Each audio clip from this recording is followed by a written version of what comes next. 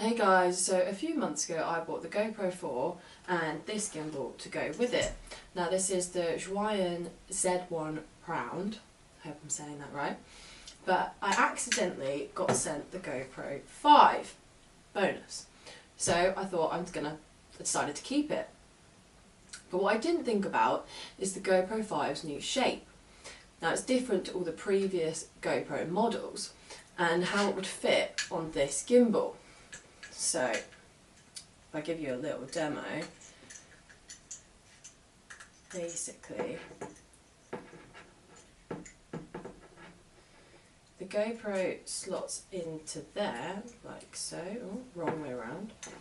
It'd be something like this. So it actually slots in quite well, but because it's a bit bigger and a bit rounder, this bit of plastic that sort of clamps onto the front, like that, to hold the GoPro in, is too small. So I was a little bit gutted about that, and because the GoPro 5 is relatively new, they're not any gimbal specifically designed for this new shape of GoPro yet, apart from the Karma. So I thought, since I have the GoPro 5 and I have this gimbal already, why not try and make it work? So what I've been doing so far is just taking an elastic band, hooking it onto the top screw, and then hooking it on to the bottom screw,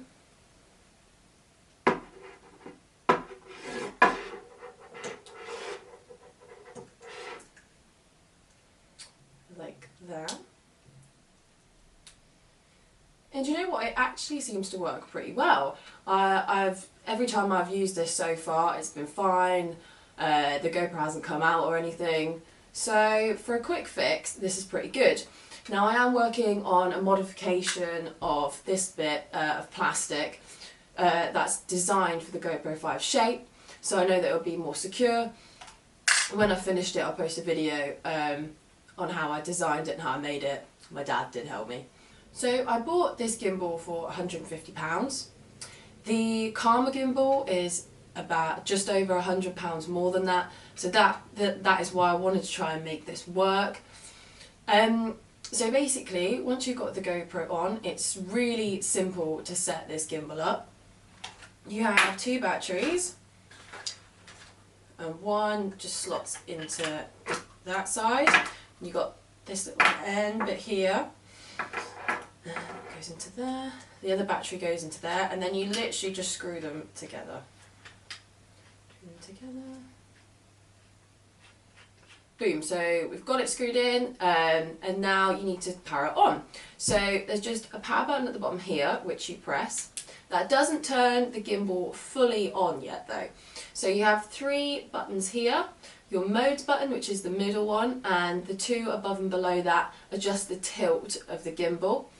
So to power the gimbal fully on, after you press the power button below, at the bottom, sorry, you have to hold down the modes button. So hold down the middle modes button and the GoPro comes on. Brilliant. You want to make sure before you use your gimbal every time that you calibrate it to make sure that the GoPro is on horizontal plane and it's not skew width.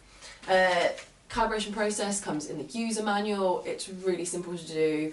I haven't had any trouble with it yet, and it literally takes like a couple of minutes. So you get three different modes with this gimbal, and they all have different settings to do with sort of panning and tilting and holding the position of the GoPro. And then obviously the two buttons below and above the modes button adjust the tilt.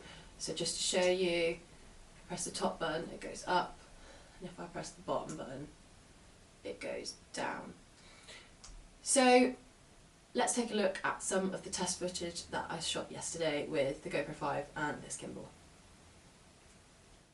So here I'm just walking with the GoPro on the gimbal. There's a slight bounce, but it looks pretty good compared to this clip that I filmed with the GoPro on a selfie stick. This one's really shaky. I'm literally just walking like in the previous clip, but I wouldn't want to use this footage. So back to the GoPro on the gimbal. As I turn the corner, the gimbal pans smoothly, following my motion. Here you can see the two walking clips next to each other, with the gimbal obviously on the right hand side. And also facing me, with the gimbal, does make a lot of difference. So now I'm running. There is slight movement up and down, but the gimbal does well at keeping the footage steady. Oh, and facing me, I wonder what that would look like in slow-mo. Yeah, not great. Moving on. So this is the gimbal panning. I should have done this a little slower. The panning is good, but because of the fisheye lens on the GoPro, there is distortion at the edges when you pan. It does look kind of weird. This is using the tilt buttons. If you press fully down, the motion is too fast. You have to do it in stages, but as you can see, it does make the gimbal jerky. It sort of stops and starts. It has a good range of motion, being able to point right up to the sky and down at the ground. So overall, for 150 quid, I think it's great. For vlogging, for travelling, it just gives a nicer finish to your shots. It's so simple to set up, it literally takes minutes.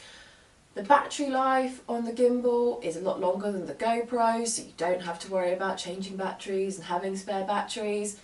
It's also great because it's the GoPro 5, you can see what you're filming on the back, so you can line up your shots a lot better. So yeah, I would really recommend it. And I will post my modification of this little clamp soon, so I don't have to use elastic bands any longer to hold this on. And I'm just going to show you a little bit of test footage I shot in Cornwall, walking over sort of cobbles and rocks to really put this gimbal to the test. I'll also upload a longer edit of that so you can see all of that footage. Such a lush day. Yeah. So thank you for watching, and if you have any questions, please ask them. Goodbye.